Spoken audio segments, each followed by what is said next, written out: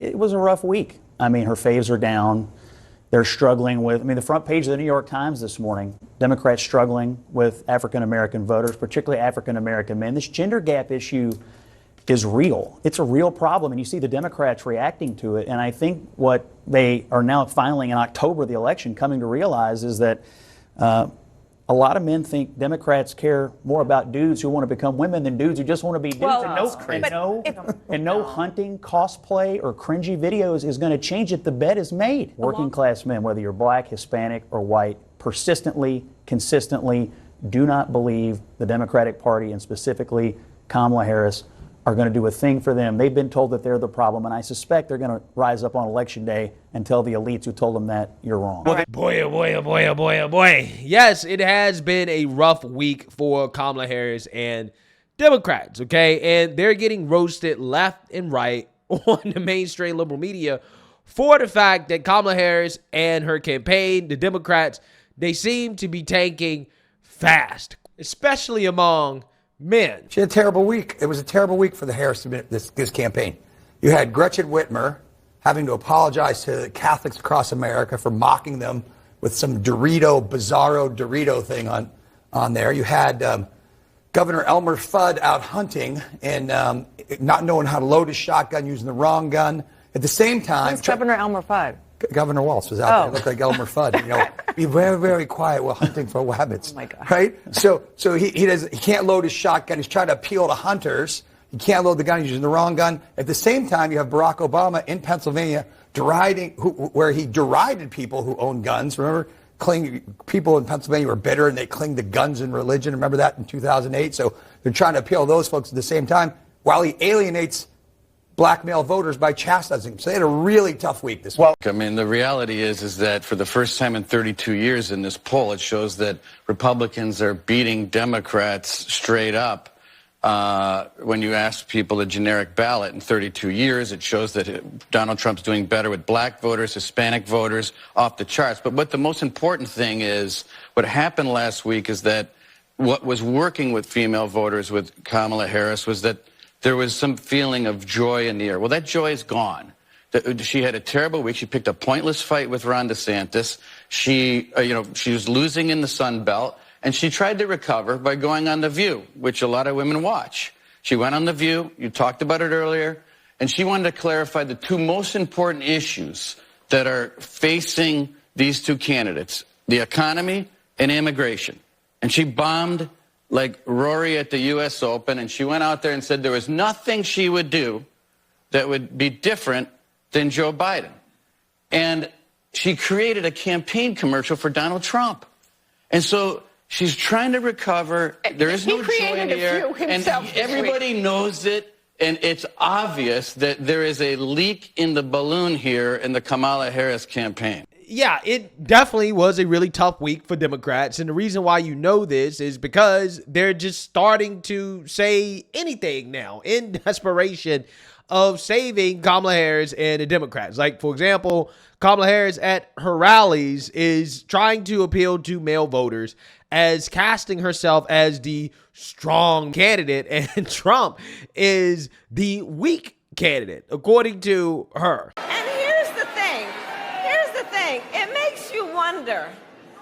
It makes you wonder, why does his staff want him to hide away?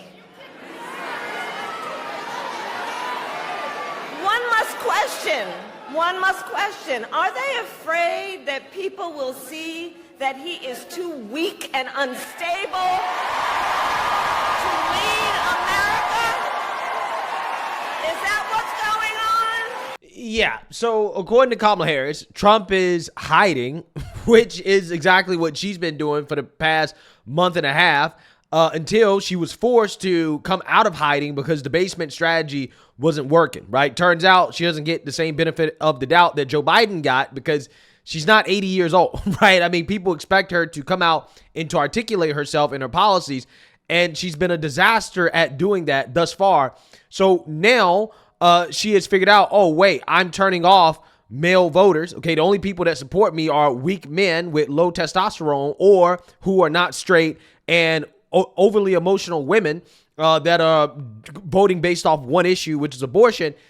that is probably not going to be enough to win me the election. So now let me just go out and just say anything, right? Like, again, calling Trump weak when she is the weakest presidential candidate that we've ever seen in the history of this country, okay? I mean, the Kamala Harris-Tim Walz ticket is the weakest presidential ticket ever, okay? Which, again, is why she's losing men, okay? And you know that they're losing, that Kamala Harris is losing, that Democrats are losing because they just continue to get more and more and more deranged. And this take that I'm about to show you guys from a Democrat strategist on MSNBC is probably one of the most deranged things I've heard since Jasmine Crotchet went on MSNBC and claimed that we don't need to worry about the illegal immigrant gangs. They're not the ones that are actually committing crimes. No, it's the white supremacist MAGA gangs, right? You thought that was deranged? Well, listen to this guy, James Carville, react to Trump announcing that he's going to do a massive MAGA rally at Madison Square Garden in New York. Or at least he's planning on doing so right before the election. This guy takes derangement to a whole new level. Take a look. Not only Madison Square Garden, we're taking 4 or 5 arenas. We fill them up very fast. As you know, we took where the Islanders play in Long Island. We had, I guess, 23,000 people, and we could have sold it out literally 3 times. We had thousands of people. We had tens of thousands of people that couldn't get in. We put screens on the outside of the building so they could see it. But that was incredible. And we just signed on Madison Square Garden. We're probably going to make a deal in Atlanta. We're trying to get the Atlanta arena, and we fill them up in minutes. And there's a great enthusiasm. I think Madison Square Garden can only hold 20,000 people. Oh, we're going to fill it up very fast. It's true. Yeah. I did not realize when I said that he would actually go on television and say, I'm going to use the military to round up my political enemies. When I said that, General Flynn, who's going to be very senior in this administration, didn't say that the gates of hell will rain on my political enemies. When I said that, I didn't know that he was going to schedule a rally at Madison Square Garden to mimic the Nazi rally of 10 February 1939. So we have, they're telling you, and by the way, if they win, they're going to correctly say, we told you in the election what we were going to do, and you voted for us, you have green-lighted the whole thing. And if we don't tell people about that, if these young black men, how do you think they're going to do? If you're a young black male and Trump-inspired army roundup of people, how well do you think you're going to do in that? You think you got nothing to lose? How about looking at American history for one time and see what can happen here? And they are telling you, we're not making this up. This is not, we can be fact-checked by anybody. They have promised military roundup. They've promised the gates of hell will rain on the enemies. The Supreme Court has green-lighted it. They were asked the question, if a Navy SEAL is ordered to assassinate a political enemy, the president can't be, there's nothing wrong with that. That's just part of his job. They are telling you they're doing all of this. Pay attention to them right now. Please. They're telling you. Exactly. That is exactly, people right. Paying attention to what he's saying. That is why I think Harris is telling people to watch his rallies. Yeah, so I know that Jen Psaki is not a journalist, so I can't really hold her to a very high standard here, but she really should be ashamed of herself co-signing James Carville and his extreme level of derangement here. So extreme that even MSNBC probably should not be co-signing this. But again, MSNBC is not a news network. They're a glorified YouTube channel on national television. Because this guy basically claimed that Trump's New York City rally is going to be like a Nazi rally, right? He compared it to a Nazi rally. And he claimed that Trump is going to use the military to round up black men. This is what this guy is claiming on an alleged news network. And you have the host nodding along in agreement, right? As if what he's saying is actually true. It's not true, right? He's just making things up at this point. But this is what you resort to when you don't have anything, when you can't win on policy, when you can't win on the issues besides abortion, right? When you can't win on anything, you just make shit up. That seems to be the Democrat strategy. heading into the election. Okay, let's just fearmonger about Trump, claiming that he's going to do things that we know he's not going to do, but we're just going to say it anyways, just because. And they were saying these same things before the 2016 election, and none of these things happened under Trump's first administration. So why would anybody in their right minds think that it's going to happen in his second administration? This is just fear-mongering. Democrats have nothing else except fear.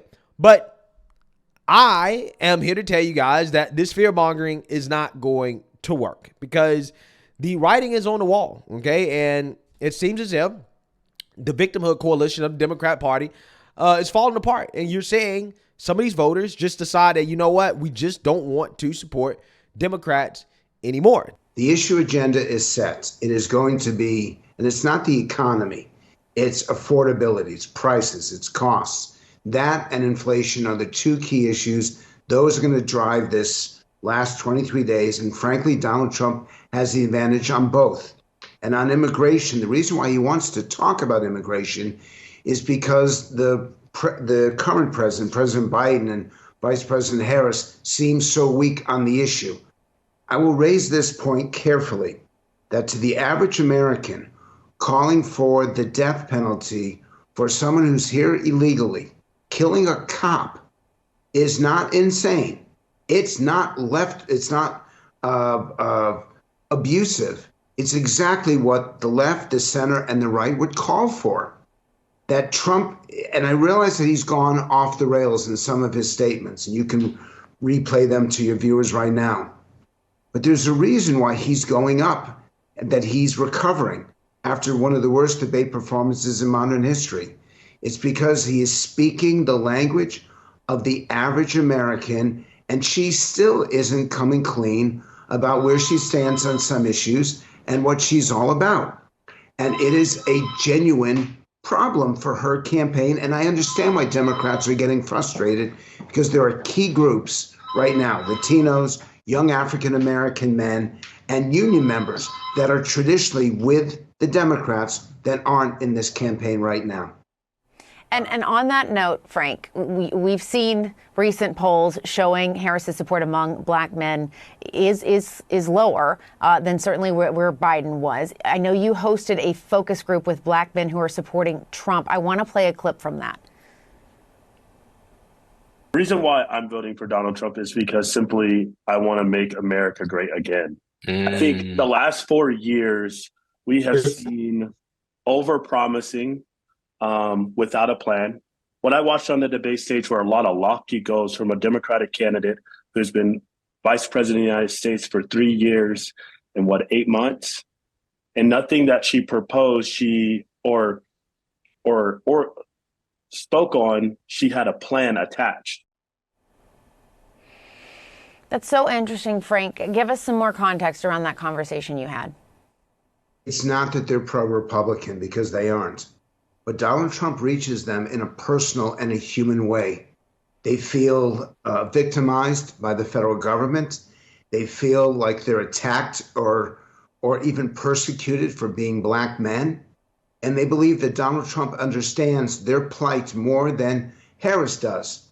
That this challenge, this economic challenge, this social challenge, this racial challenge, they see more in Trump's language and his willingness to fight and beat the system. They see more in themselves in that fight than they do in Harris, because they see her as representing voters who maybe they don't work, maybe they're of a different gender, but it's not who they are. It's the same thing with union membership, where the rank and file absolutely are moving towards Trump at the same moment that the leadership are overwhelmingly, maybe 90%, endorsing Harris. And among Latino votes, you have that schism as well, where it's not what he says about illegals, because if you're here legally, you agree with what Donald Trump is saying. I know this is blowing people's minds right now, but I want to emphasize that this looks to me just like Hillary Clinton's campaign in 2016, where voters woke up the next day to a Trump presidency.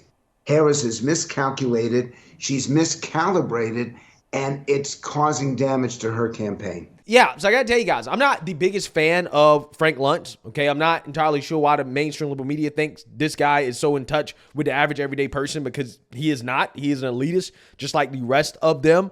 But I got to say, I think he's spot on in that evaluation, specifically when you talk about how this is looking a whole lot like the 2016 election, in which we all remember that Hillary's closing argument against Trump was that, well, if you don't vote for me, you're a bigot, right? You are sexist and you're deplorable, okay? You're a basket of deplorables, okay? That was Hillary's closing argument, okay? Let's chastise voters who don't want to support a woman.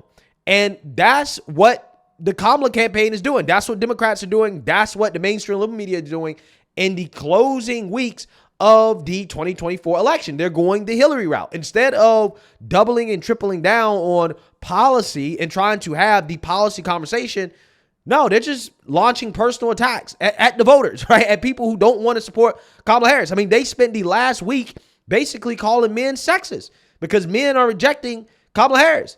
That's what they've done. And they think that this is a winning strategy for whatever reason. But there's so many data points that point to the fact that this is not a winning strategy. In fact, this is causing the Democrat Party to implode from within. People are leaving the Democrat Party in droves because of what the Democrat Party has become, which is a party of, well, if you don't agree with me, then you must be a hateful bigot. And unsurprisingly, this is causing people to become Republicans. All right, so party ID nationally. You go to October, November of 2016, Democrats had a 3-point advantage. You go 4 years ago, Democrats had a 6-point advantage. Look at where we are today, Manu. Republicans with a 1-point advantage. A very different picture, very much mirroring what we see in the party registration numbers in those key battleground states, and Pennsylvania in particular. It actually just shows you, too, why Harris is doing what she's trying to do. She's trying to moderate a little bit on these issues, trying to reach those very voters, because the party registration is changing and the demographics of the voters are changing. And those are the people she needs to attract. Absolutely. And you know, the GOP leads by a point in party identification right now. The average when the Republican Party loses is the Democrats ahead by 8. When the Republican Party wins, the average party ID advantage for Democrats is 3. Republicans right now, Manu, are doing even better than the average when they win. If there's one little nugget that I think Republicans are really hopeful for, it's this party ID and this party registration data. It really points in a good direction for them and for Donald Trump. Wow. Yeah, so what you have here is that now there are more people in this country that self-identify as Republicans over Democrats, which is something that I believe has not happened in this country for a long time. And not only does it seem like Trump has a better shot than Kamala Harris of winning right now at the presidential level, but also when it comes to the Senate. That's something that we don't talk about too much. It looks like the Republicans have a good chance of taking back the Senate, because as of right now, most of the models are predicting that Republicans will take the Senate, and hopefully they will maintain the House as well. However, the House race is more of a coin flip. Regardless, Democrats are struggling when it comes to voter registration, especially in swing states like Pennsylvania, North Carolina, Nevada. There's a lot of red flags, okay, because apparently there is a lack of enthusiasm for the Biden administration brand and the Democrat Party, and that is resulting in problems. You're saying many more people register as Republicans over Democrats in these swing states, and that is now being reflected in the overall people who self-identify as Republican over Democrat. And that is what these Democrat strategists are really afraid of. What they're afraid of is not only Trump winning, but the Republican Party as a whole becoming more popular.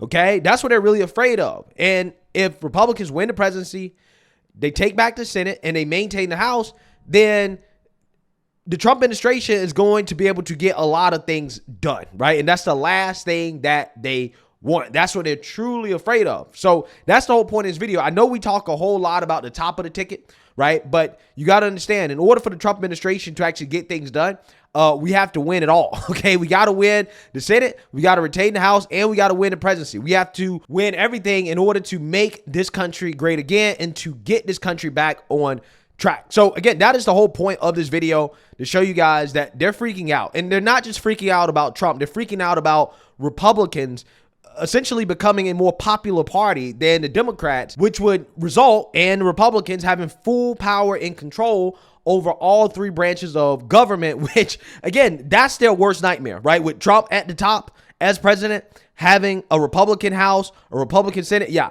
that is what they're really, really, really afraid of. So we have to finish the job, okay? We're doing well at the top, but you got to remember, down ballot, we have to also vote Republican down ballot as well, too, in order to take our country back. So let me know what you guys think. Make sure you like, comment, and subscribe. Most importantly, share a Black conservative perspective. Peace.